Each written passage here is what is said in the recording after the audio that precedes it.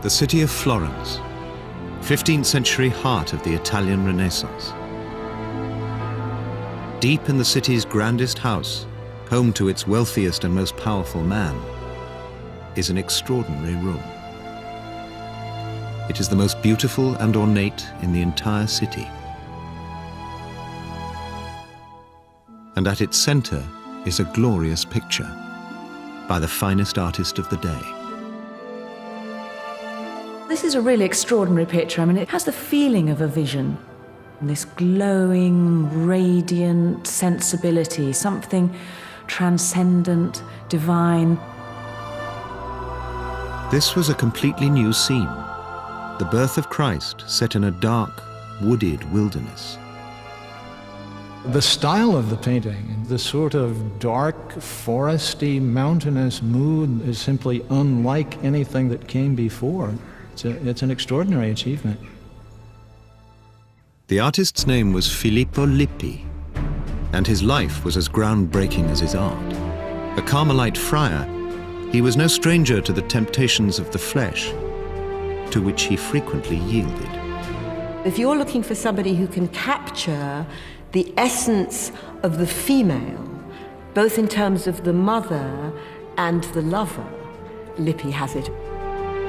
Lippi's painting inspired Michelangelo and Leonardo da Vinci.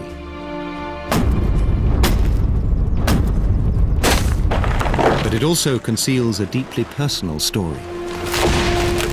It was painted for a wealthy banker who feared that his money was dragging him straight to damnation. He wanted to make his money religiously respectable. Money and religion had to be compatible because he really did not want to go to hell.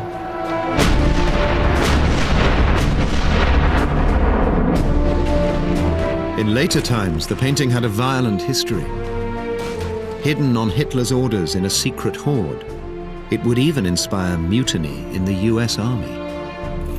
From a Renaissance palace to a 21st century computer game, this is the tale of a painting and an artist that defied all conventions.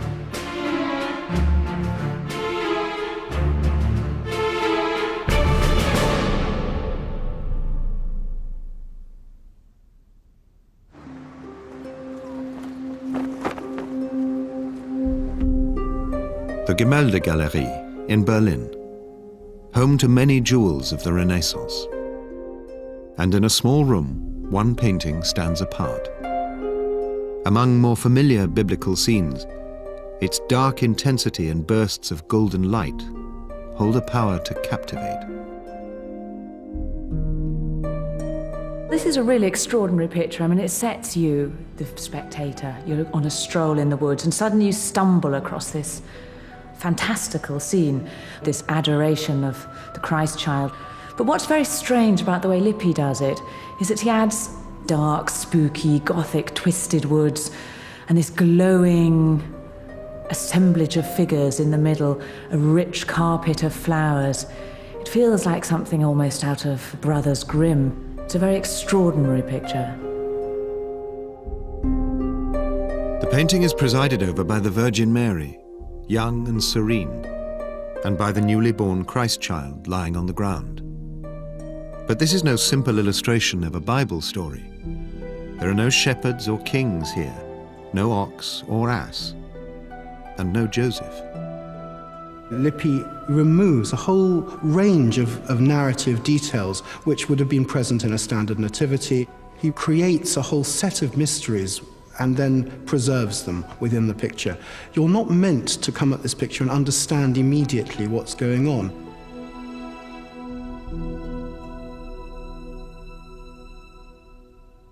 The setting of the painting is as unfamiliar as its cast of characters. Instead of a stable nestled in a gentle landscape, the scene unfolds in a steep, dark, wooded wilderness. I think the wilderness in this painting sums up something within Christianity's notion of wilderness, which is that nature is both friendly and beautiful and the result of God's creation, but that it can also be inhospitable and offer itself as a trial to humanity. And certainly when I look at this wilderness, I have a sense this is not going to be an easy ride. But why did the artist set a scene of joyful birth in a barren landscape? And who would have understood such a painting's hidden meanings?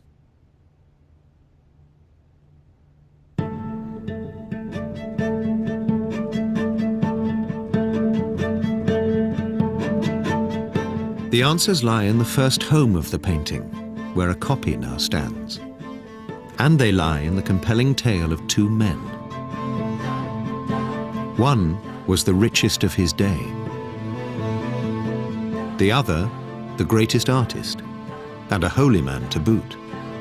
Yet both had sin burning in their souls. Florence in the 1440s, the most artistically vibrant place on earth. Home to 50,000 souls, this was a city of wonders that was then bigger than London and growing by the day. Around this period, Florence is in one of her most expansive and ostentatious periods. There's a lot of prosperity and a lot of the money is going into building. There are so many foundations and pits in Florence that people are falling into them, that the city is actually a building site. One new building in particular was impossible to ignore. The future home of Filippo Lippi's Adoration was a private house of enormous proportions, designed in a radical style. Its owner was the wealthiest and most powerful man in Florence, a banker. His name was Cosimo de' Medici. Cosimo was born into the Medici family bank and inevitably found that money did get involved with politics. But he was a guy who loved wielding power from behind. Machiavelli has a nice comment on him where he says he softened power over with sweetness. He always hid it behind, a soft glove. He was just an immensely adept Italian politician. The outside of Cosimo's new house spoke of confidence and power, but in private, its owner was a deeply troubled man. Although devout, he had led a sinful life, even fathering a bastard child on a slave girl. Worse still to the church of the day, Cosimo had grown rich by lending money and charging interest. This was a practice known as usury, to be punished by an eternity in hell. He was a man who was genuinely concerned about his soul. So he was a genuinely religious man, and that was a rather large problem for a banker. He said, I will never have enough money to have God as my debtor. But you kind of feel that he would have liked that arrangement if he could have got there. Instead, Cosimo set about making amends for his sins in bricks and mortar and art.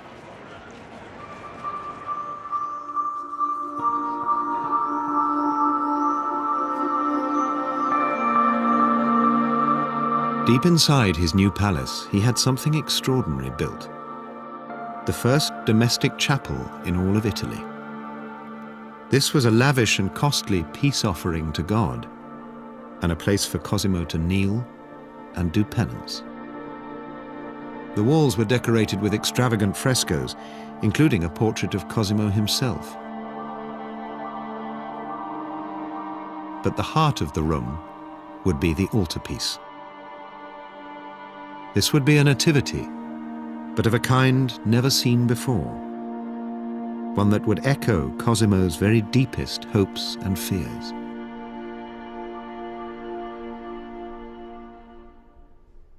One artist was chosen to imagine and realize this groundbreaking scene.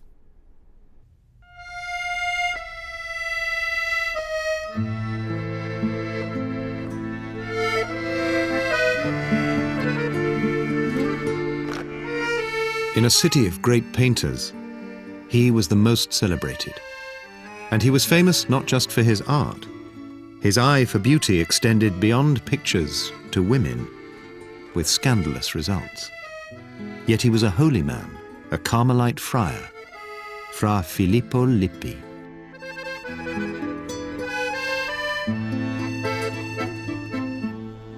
Filippo Lippi was born in Florence around 1406. His father was a butcher, and the family home on the south bank of the Arno River still stands today. By the age of 8, though, Lippi was an orphan. He was placed into the care of the local convent, Santa Maria del Carmine, which towered over the neighborhood. We think of monks or we think of nuns now, and we think of people who've made choices to go into the church to have a relationship with God. 5 centuries ago, convents, monasteries took the young men or women that the family couldn't look after. So Lippi doesn't grow up thinking, I want to be a monk. Lippi finds himself at a very young age being trained to be one. Lippi's convent was a fortunate home for a youngster of an artistic bent. In the 1420s, a chapel there was being decorated, and the result, which unfolded before the young Lippi's eyes, was one of the most groundbreaking and beautiful works of the Italian Renaissance.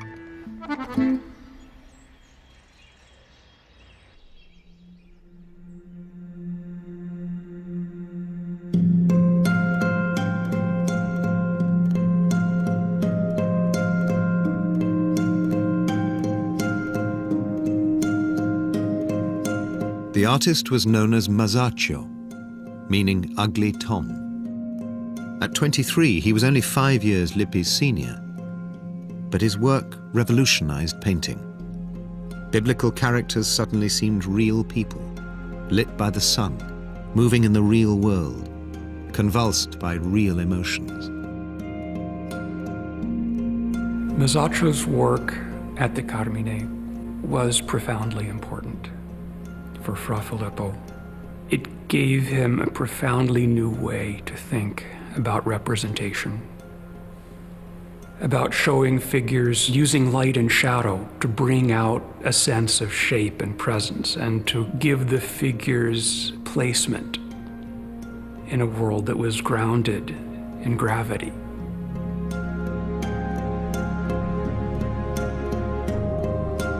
In the convent, it was said that the spirit of Masaccio had entered Filippo. The young friar's earliest surviving work shows the influence of Masaccio's bold sculptural figures, transformed by a grace and delicacy that were Lippi's own.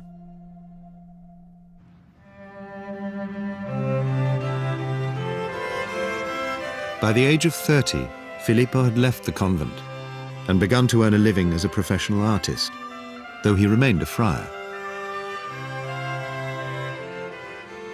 As the years passed, his growing fame drew him inexorably into the circle of the city's leading artistic patron. The de facto ruler of Florence, this was the man who would commission the Adoration, Cosimo de' Medici.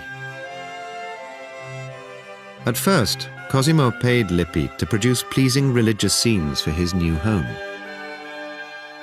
In one, the artist even included a self-portrait, a put-upon holy man with a cleaver in his head. This irreverence was typical of Lippi. He was gaining a reputation as a friar who liked to live life to the full. Lippi was in love with life. Being in love with life also sometimes got him into trouble. Cosimo, in order to get him to finish a painting, locked him up in a tower because he was always out on the town, right? And Cosimo comes back one morning to discover that he's got out by tying all the sheets together and escaping, and suddenly decides, well, if he's that into leaving, maybe I should just let him have his head. This is a painter who really loved women, who, if he couldn't get his hands on them, satisfied his love of them by painting them. Lippi was no stranger to trouble, but in the late 1450s, real scandal broke. The friar had become embroiled in a nativity all of his own.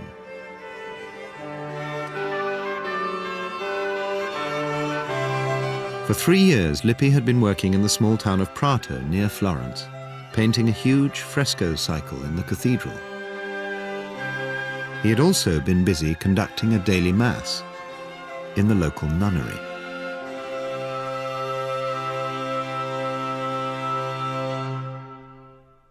When he is in the convent in Prato and he spots across the convent this rather beautiful young nun. The story goes that he persuades the abbess to let the young woman sit for him, and then, lo and behold, the young woman isn't in the convent anymore, and neither is Lippi's. They abscond together.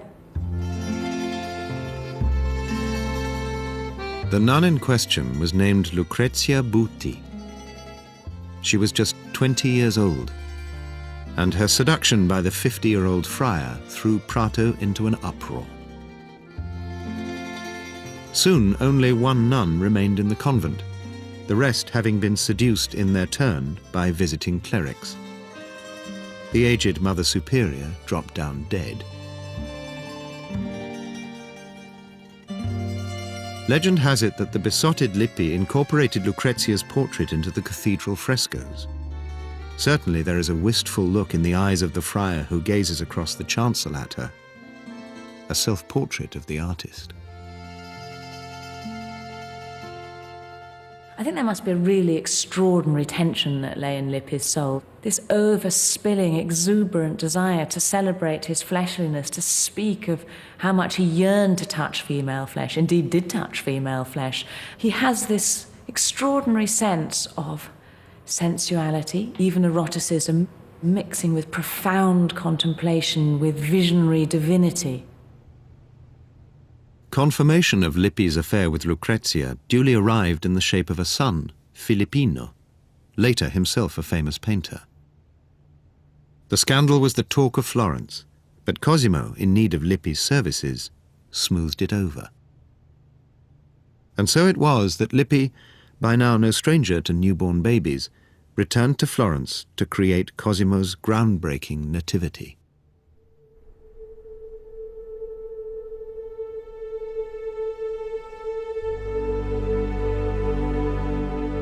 It's likely that the patron and the artist discussed the plan for the altarpiece carefully.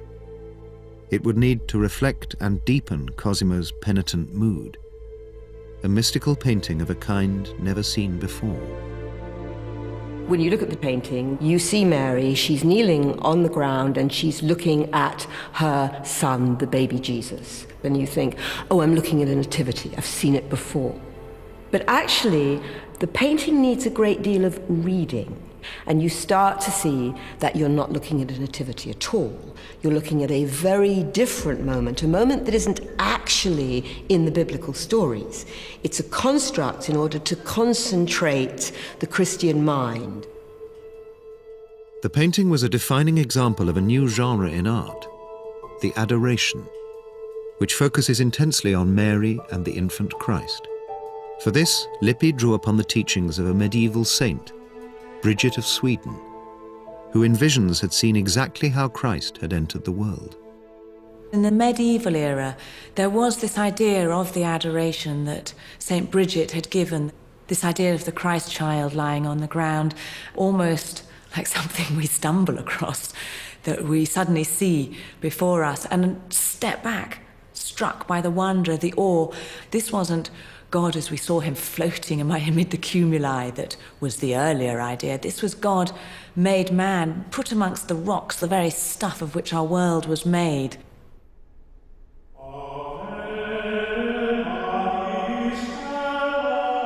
If the depiction of the Christ child was unusual, so was the supporting cast. Instead of shepherds and wise men, Lippi introduced two humbly dressed saints, fitting role models for the wealthy patron. John the Baptist is said to have left home at the age of 7 to lead an austere life in the desert. Here he wears his traditional hair shirt and carries a scroll that proclaims in Latin, "Behold the Lamb of God." Above him, kneeling behind a natural prayer stool of rock, is a monk. St. Bernard of Clairvaux, the founder of the Cistercian order of monks, had a particular devotion to the Virgin Mary, and here he faces her, lost in meditation. St. Bernard believed in meditation as something that you did in private, in wilderness, in seclusion. So in a way, he gives you perhaps the biggest clue as to how to read the picture as a whole.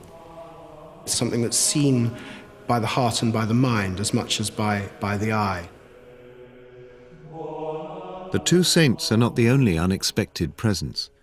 Few, if any, previous nativities had included the entire Holy Trinity: God the Father, his Son Christ, and the dove of the Holy Spirit. It was a subject dear to Cosimo after he helped to resolve a theological dispute about its nature, and is depicted here wreathed together in rays of celestial light. But the painting also has a darker side. All around the newborn Christ child, wild flowers grow, their delicacy concealing a somber meaning. The 5 petals represent the 5 wounds Christ will receive during his crucifixion. Such symbols abound. On the ground, a goldfinch rests, the bird that feeds on the seeds of the thorn bush, calling to mind the crown of thorns of Christ's last hours on earth. Most unsettling of all, though, is the painting's landscape. Where painters had set previous nativities in a stable or in open, rolling countryside, here we are immersed in a dark, dense forest. This setting was Lippi's innovation and Cosimo's obsession.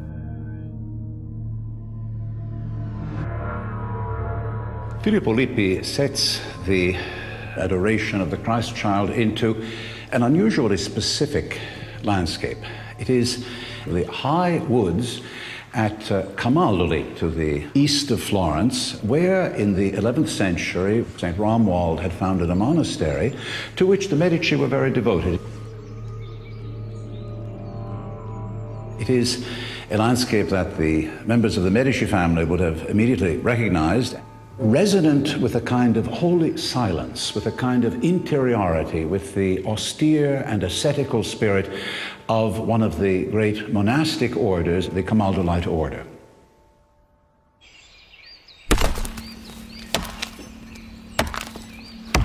Camaldoli had another specific link to the painting. The monks there ran a timber business, chopping down the tall pines of the forest to provide wood for the buildings of Florence.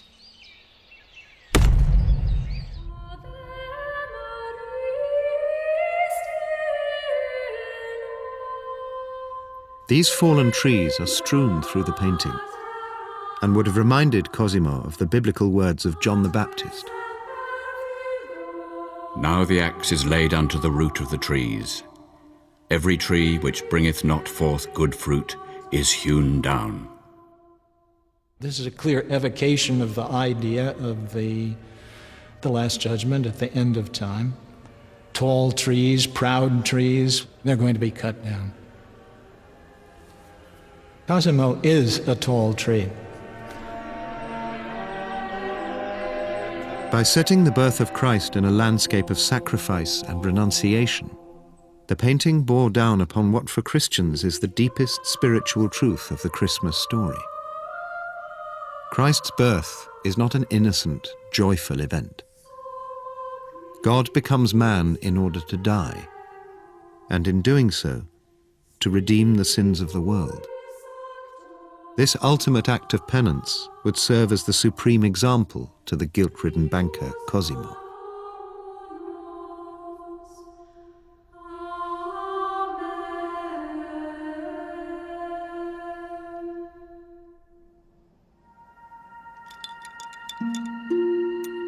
Drawing up the scheme for the painting would have been a collaboration, but the next stage would fall to Lippi, and Lippi alone.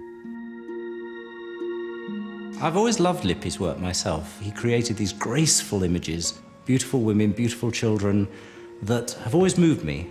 He's a very personal artist, I feel. You get some sense of his love of the subject matter, love of the people he was painting. He has a delicacy, particularly, which I've always admired.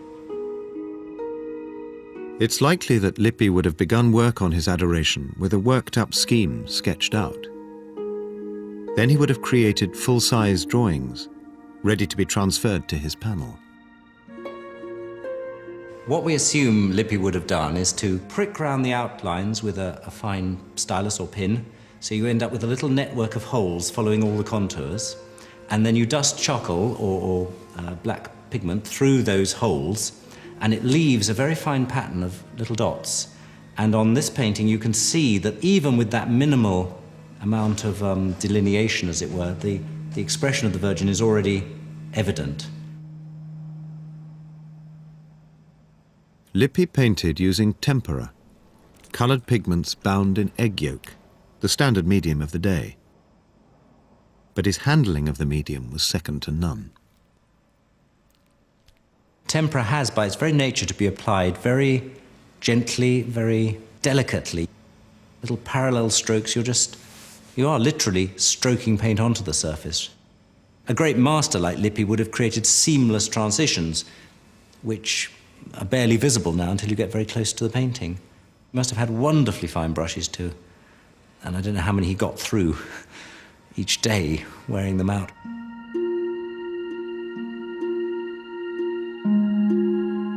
Lippi knew that his painting was to be displayed in a very particular environment. The chapel of the Medici Palace had no windows, and so the altarpiece would be seen only by candlelight. A small part of the painting testifies to this. On Mary's cloak, there are traces of damage from the naked flame of an altar candle.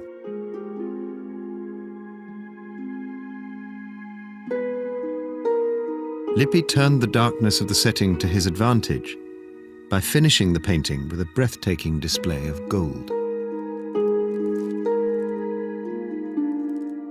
In using gold, Lippi is both very extravagant and virtuoso, but he's also very restrained. The actual amount of gold on the painting doesn't cover very much area, but it's controlled in such a clever way. There are the halos with their incised and punched decorations which reflect the light at different angles depending on the viewer and the illumination.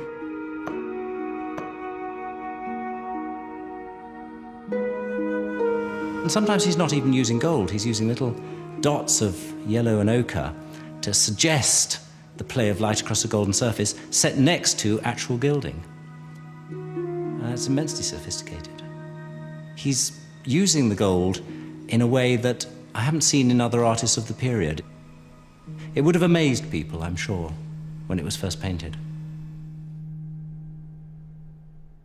For Cosimo, the banker, the gold might also have held a very personal meaning.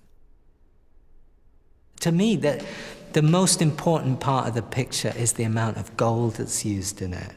This extraordinary superimposition of, cash and the sacred. The darkness at the center of the painting does nothing but set off the gold here. He wanted to make his money religiously respectable. I think that's absolutely key in this whole thing. Like, the church has to need and want my money, and I am a genuinely devout person, but I'm damned if my money is not going to be accepted in the church. Unlike most artists of the day, Lippi chose to sign his picture. With a panache typical of him, he painted his name on the handle of the axe in a virtuoso display of foreshortening.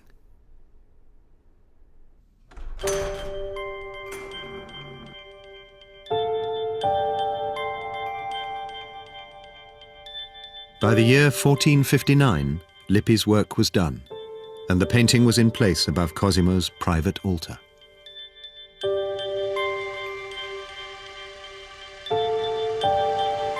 But the patron was by now a sick man.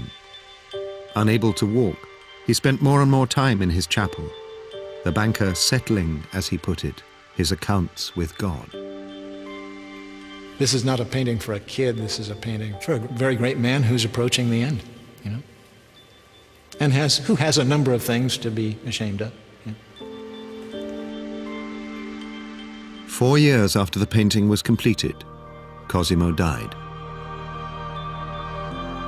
Lippi's fame continued to grow, as did his transgression. He fathered another child with Lucrezia Buti, and the Pope offered to release the couple from holy orders so that they could be wed. Lippi, never the marrying type, declined. A decade after finishing his great Adoration, Fra Filippo Lippi died.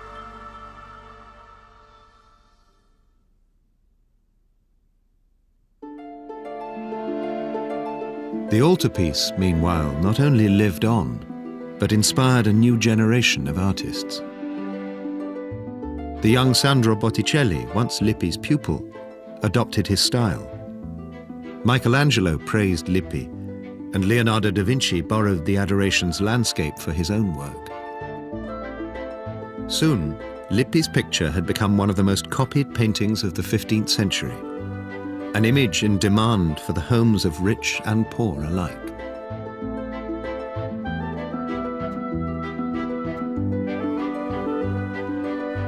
Looking at a copy brings into focus the quality of the original. It makes you realize that what may appear effortless in its composition was very carefully calculated and certainly was inspired. And it's only when you see the same elements slightly in a different order, or possibly painted in slightly a different way, or with a different color, you realize that the original had controlled all these elements almost perfectly, and just altering one of them diminishes the whole work. For all its fame, though, Lippi's original was far from secure. It was only just embarking on a long and troubled journey that would see it face the threats of rebellion, war, and mutiny.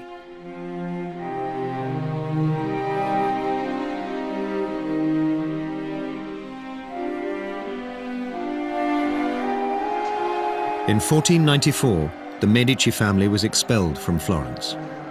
Its dominance over the Republican city had become too much for citizens to bear.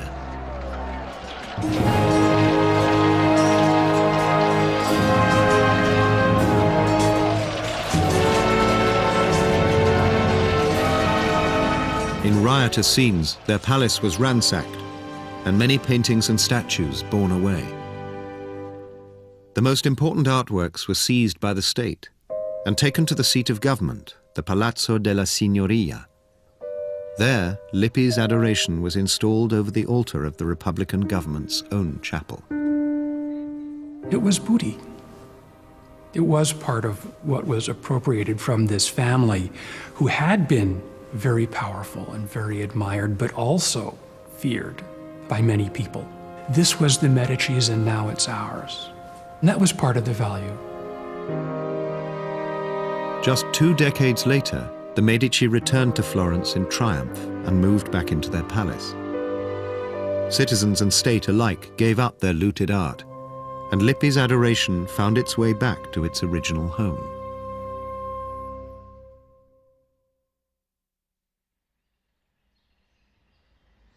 Here it would remain for 3 centuries, its fame slowly fading until a new, unexpected character entered its story.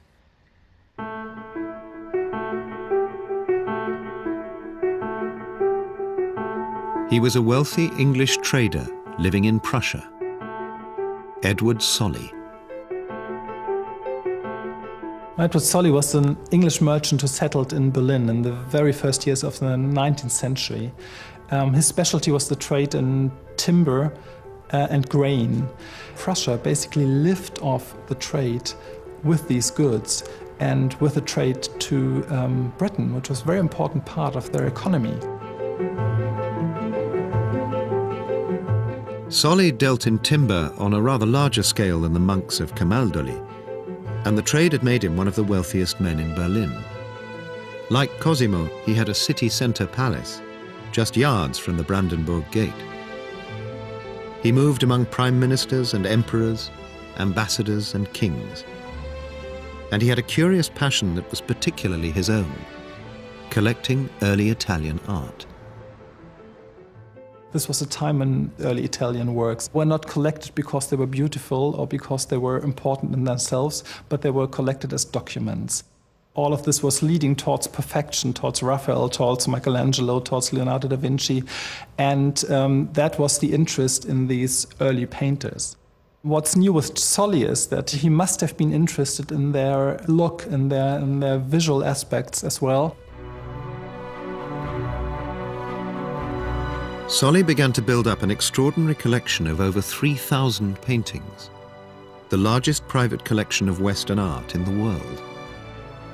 Even his palace could not contain the sheer quantity. Paintings were hung in the kitchen and outhouses, and even stacked against walls. visitors were overwhelmed. August von Goethe, the son of the great German author, wrote, I have just returned from seeing Mr. Solly's art chaos. It is the work of a lifetime, not an afternoon, to take it all in. The early 19th century was a good time for the collector of Italian paintings. Napoleon was in control of Italy and had imposed punitive taxes on its wealthy families, forcing them to sell off much of their art. Art like Lippi's Adoration, which Solly acquired, most probably for just a few pounds.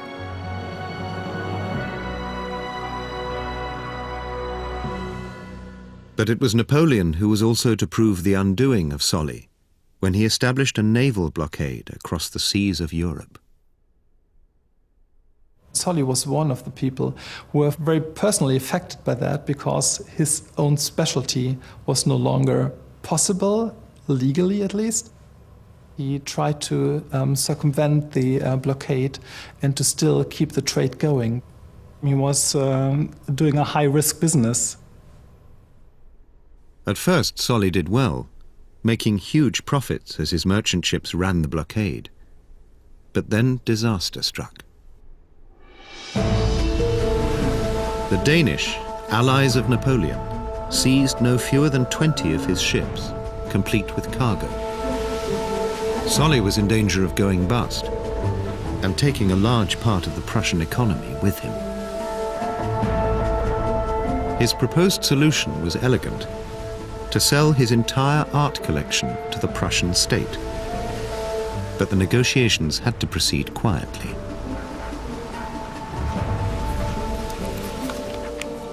This purchase was kept secret because it was a huge sum of money. The whole collection was estimated at 500,000 thalers. The state of Prussia in 1820 had a whole budget of 50 million thalers, so it was 1% of the whole state budget. But it was still a bargain. It was a snip.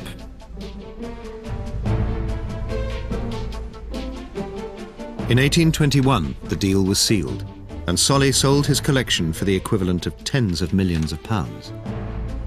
His business was saved, and at a stroke, Prussia could boast one of the finest state art collections in the world.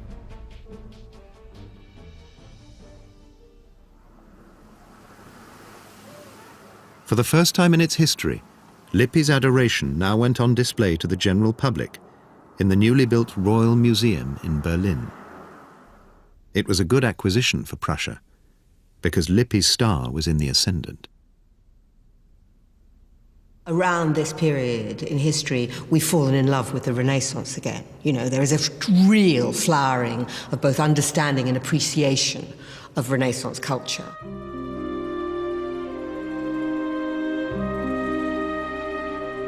At the same time, it's the arrival of Romanticism and this birth of the notion of the artist as somehow mad and bad and possibly sad in order to be wonderfully creative.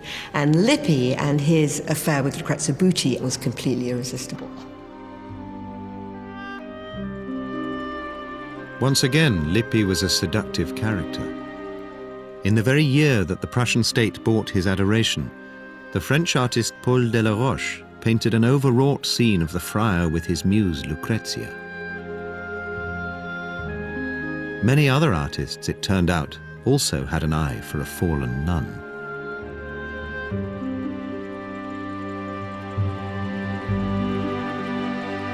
By the middle of the century, poets were joining the cult of Lippi.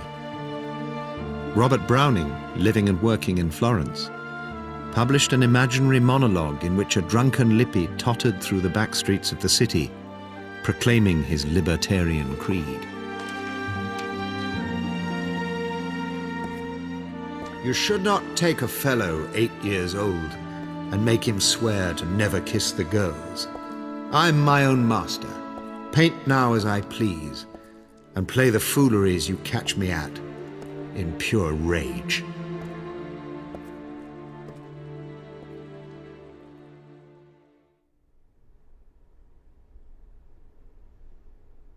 Throughout it all, the Adoration remained in its Berlin home, its dignity intact, its fame quietly growing.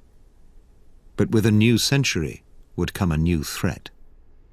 1940. As the Second World War convulsed Europe and the threat of bombing raids grew real, the Nazi authorities in Berlin put into action careful plans to keep Germany's art treasures safe. Renaissance art was particularly prized, and one painting, an early Italian altarpiece, was described as unersetzlich, irreplaceable, Lippi's Adoration. Strange as it may seem, the safest place in Berlin was deemed to be an anti-aircraft installation, the Friedrichshain Flak Tower. The bunkers had concrete walls of 3 meters and more. And at that time, no available bomb or torpedo or artillery could knock them out. It was responsible to put the highlights of the Berlin Museum in such places better than even banking strong rooms and so. For 5 years, Lippi's Adoration sat out the fighting deep inside the Flak Tower. But by 1945, Berlin was about to fall. At the last moment, an order came from Hitler himself. The paintings were to be evacuated. Under cover of darkness, they were transported to the small town of Merkers and hidden deep underground in a potassium mine. Lippi's sacred masterpiece found itself housed alongside Nazi gold and the stolen jewelry of concentration camp victims. And it was here in April 1945 that American troops stumbled upon it. Tipped off that Nazis had placed vast stores of gold and jewels in the caves, the unexpected and fabulous discovery was the collection of pictures valued at $80 million.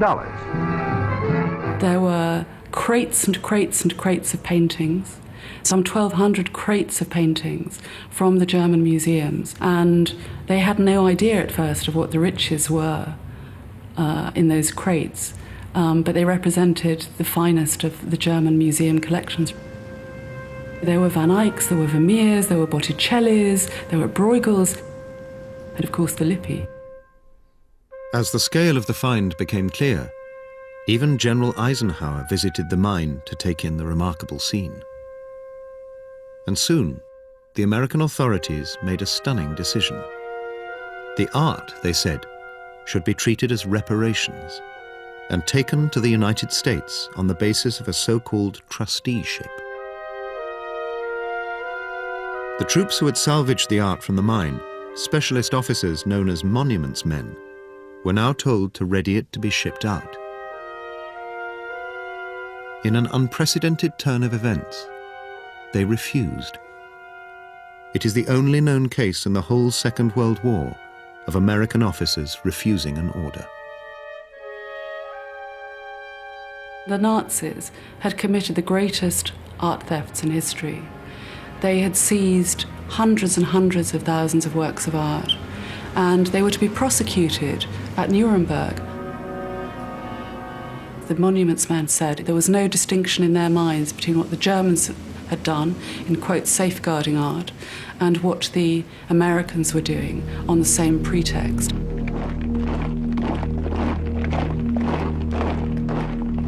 The idea that the Americans would be committing the very same act was absolutely shocking. Eventually, though, amid threats of courts-martial, the monuments men gave way. 202 of the very finest artworks, Lippi's Adoration among them, were picked out and prepared for shipping to Washington. Upon arrival, their condition was assessed. 6 years of warfare had left Lippi's fragile painting fair, undamaged. But by now, public opinion was turning decisively against the American appropriation of the paintings. Putting them on display no longer seemed wise. Instead, they were hung under armed guard in the National Gallery of Art's underground vaults in Washington. Here, Lippi's Adoration remained for 3 years, its beauty hidden, before it was decided that the artworks should, after all, be sent back to Germany. But not before an extraordinary event had taken place.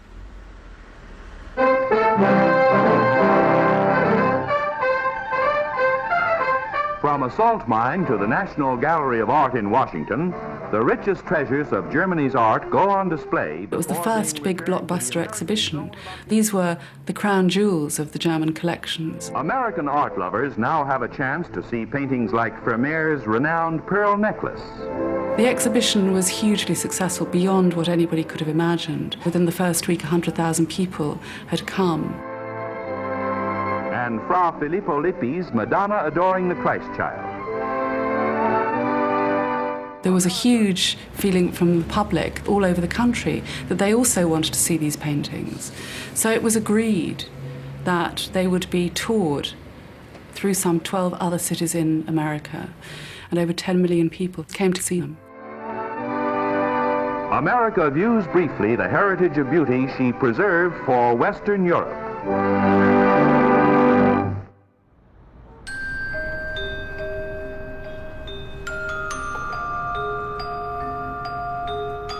In 1949, Lippi's Adoration returned to Germany, now more famous than ever, but nonetheless homeless. Over the coming years, in a politically divided Berlin, it would hang in a succession of temporary homes until the new permanent Gemäldegalerie was finally built.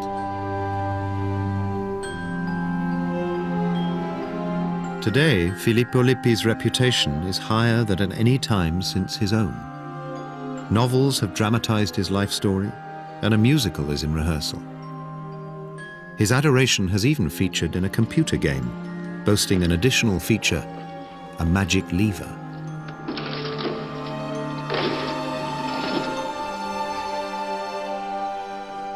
In the Gemäldegalerie, the painting presides over a room especially designed for it, and is one of the prize exhibits. A masterpiece among masterpieces. It retains a mystery and a harmony that its own adventures through the centuries only add to. It's not an easy painting. I think it's a painting with great depth, both literal depth in the forest and the landscape, and also a spiritual depth of knowing that if you stay within the darkness, you will start to see the Holy Spirit. I think it's a very courageous painting. To be frank, we live in a fairly religious world. These pictures are like funny little sort of old symbols to many people. And yet, this is still an astonishing and striking picture, and even to the atheist, it's a picture that you want to stare at and wonder at and marvel at.